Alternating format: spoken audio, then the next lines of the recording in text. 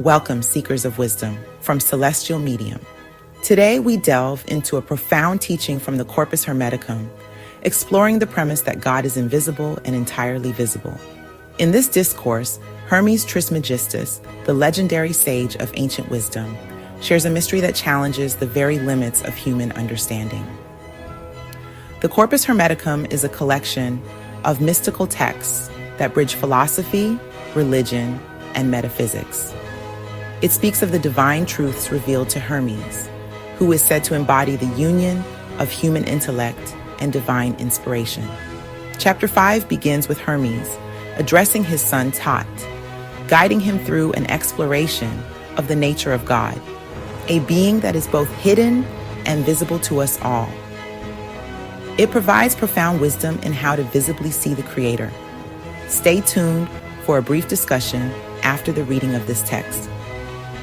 Without further delay, here is Chapter 5 of the Corpus Hermeticum, titled, A Discourse of Hermes to Thoth, his son, that God is invisible and entirely visible. This discourse I will deliver to you, O Thoth.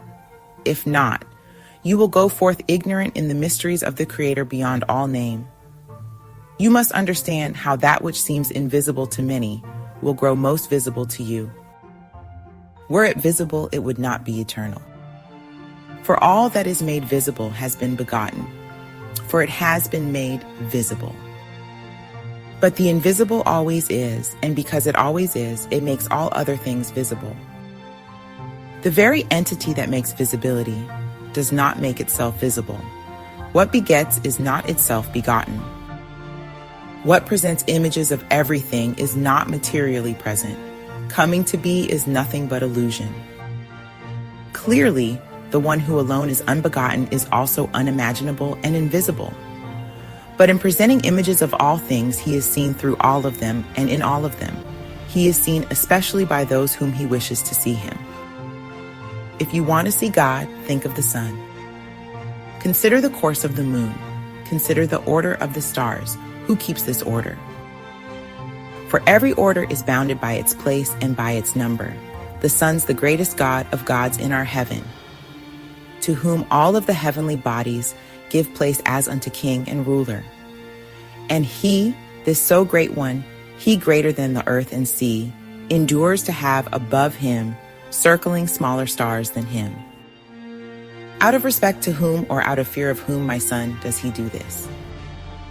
Does not each of these stars in heaven make the same or similar circuit?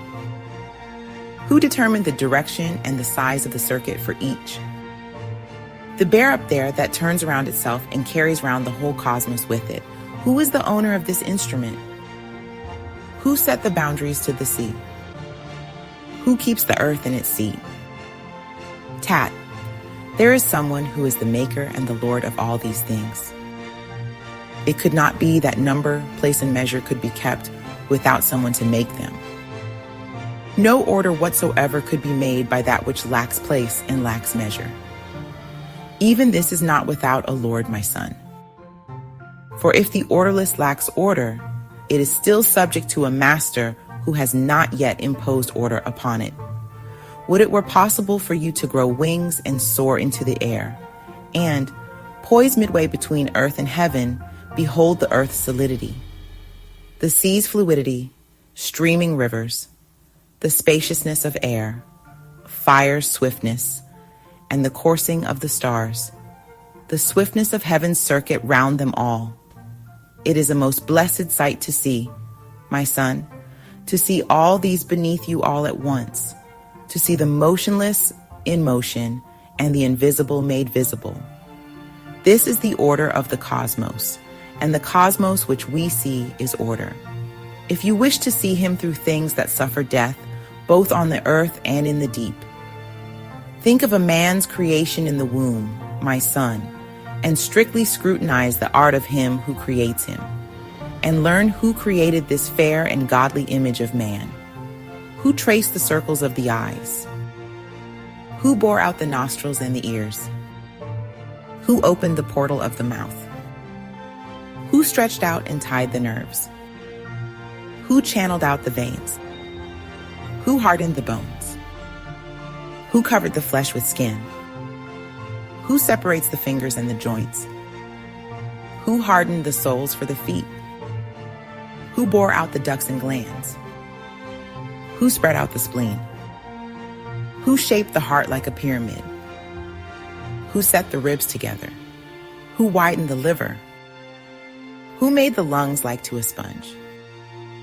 Who made the belly able to stretch so? Who made the parts most honorable visible, while hiding out of sight those of least honor? See how many arts have been employed on one material, how many labors on one single sketch, and all exceedingly beautiful, and all in perfect measure, yet all diversified. Who made them all? What mother or what father, save the Creator alone, invisible, made all things by his will? And no one would say a statue or a picture comes to be without a sculptor or a painter. Has this workmanship been created without a creator? What manner of blindness?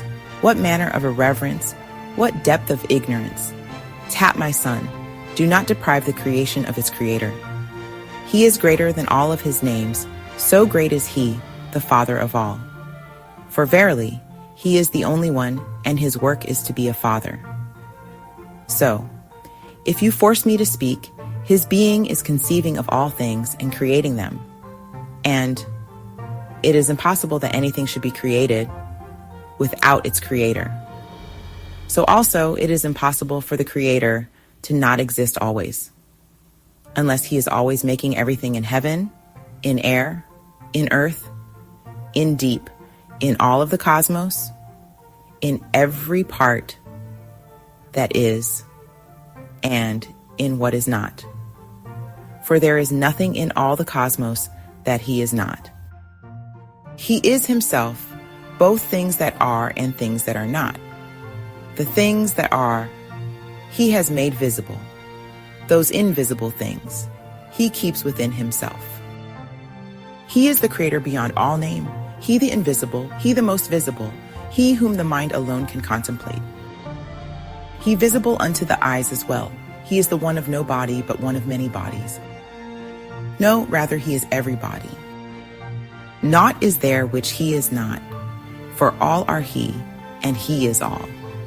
And this is why he has all names, because he is Father of all. Who, then, may sing you your praise, Creator? Where should I turn my eyes to praise you? Above? Below? Within? Without? There is no direction. There is no place about you nor any other thing of things that are. All is in you. All comes from you. You who gives everything and takes nothing. For you have all, and there is nothing that you do not have. And when, Father, shall I sing a hymn to you? For you are not of space nor time. For what shall I sing this hymn? For things that you have made or things that you have not? For things you have made visible or things that you have concealed? How shall I sing a hymn to you? As myself, as something apart, as someone else? For you are whatever I am. You are whatever I do. You are whatever I speak. For you are all, and there is nothing which you are not. You are all that exists, and you are all that does not exist. You are the mind that thinks, the Father who creates, and the God who animates. For you are the good and maker of all things.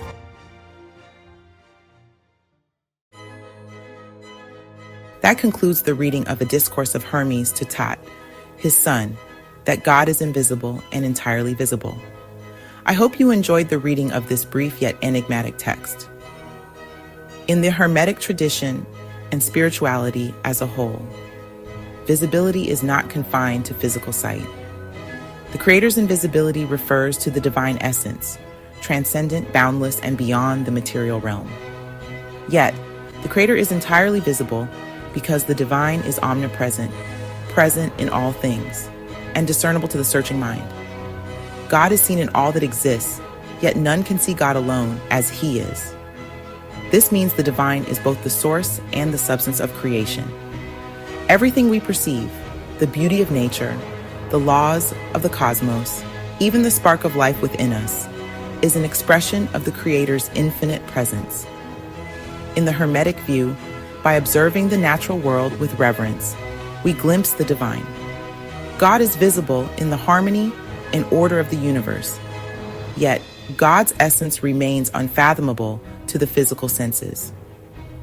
Hermes emphasizes that the mind, when purified, becomes the key to perceiving the Creator. He says, the mind, being the Creator's reflection, perceives the Creator by becoming one with him. This echoes the Hermetic axiom, as above, so below, which suggests that by attuning our inner being to the divine, we bridge the gap between the seen and unseen. This discourse challenges us to embrace paradox. God is beyond all comprehension, yet fully accessible through the mysteries of existence. This teaching invites us to expand our perception, seeking the divine in the mundane, and understanding that every moment offers an opportunity to connect with the infinite. In the words of Hermes, the Creator is light, life, and the source of all being. To know him, purify your mind, and you shall see. Thank you for joining me on this journey through the Corpus Hermeticum. Until next time, keep seeking, keep learning, and remember, the divine is always closer than you think. Find peace in the love and the light of the one infinite Creator. Namaste.